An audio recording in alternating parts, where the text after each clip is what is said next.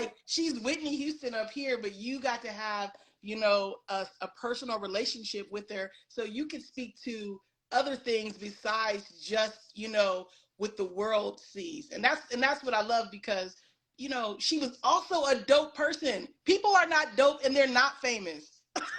She was not. She didn't care. Whitney didn't care who. If Whitney didn't want to talk to somebody that's famous, she just didn't talk. But if she like would like just zoom in on somebody's spirit, she'd be drawn to them. You know what I mean? Yeah. Oh, you from New Jersey? Oh my God! Let me.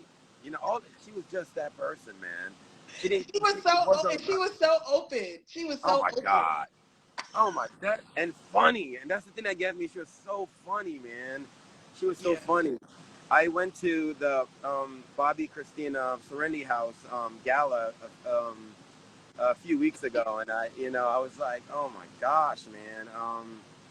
They should have both be here still. You know what I mean? And Yeah. it's just, it's the world is that much lonelier without them here. You know what I mean? Yeah. But you know what? The way I look at it, like Celine Dion said this, and I was like, if she wasn't right, she said, some people never die. And Whitney is one of those people. She's like, her spirit is so big, and the stuff that she did is so timeless. It's hard to talk about her in the past tense. No, it is. And sometime I remember I woke up a couple of weeks ago and I was like, if I got called Nip, and I caught myself because I thought of a Wow. crazy joke. I thought she would have loved, you know what I mean? Yeah, it was. Yeah, she would just. When I tell you, she was just so funny. The things that she said and things she done, Sometimes it's that look she gave you, you know. Yeah. She would just stare at you, and you said something that was like crazy. She'd be like, yeah. She was just. Oh my God.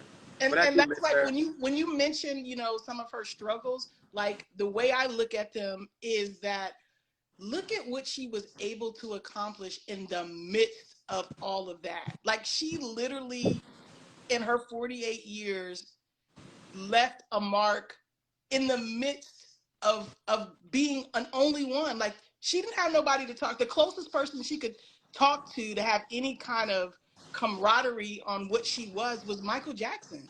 Yeah, yeah, and he was yeah. Michael's funny. Michael was another one. He was just a comedian too.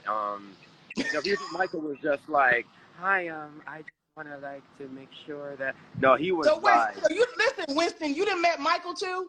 oh yeah, oh my God, I met the first time I met Michael. I met Michael at it was at the Marriott Marquis. I was sitting at Whitney's table. It's for I forgot what kind of function. It was that week where she sang with him at his Christmas gathering, and then the time when he had like the beard. He had a beard, like he looked like they were stitched in, and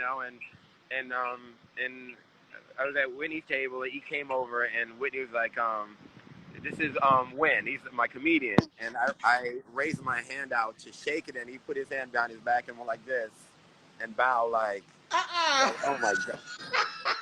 Then he was like, "You're the one that be picking the phone up," But he was just so funny, you know what I mean? But Yeah.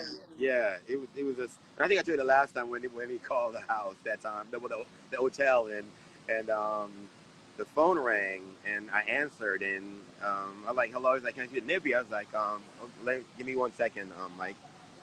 I was like, Nip, it's Michael. She's like, oh, not today. He's not gonna talk my ears off today. That's right. I remember that story.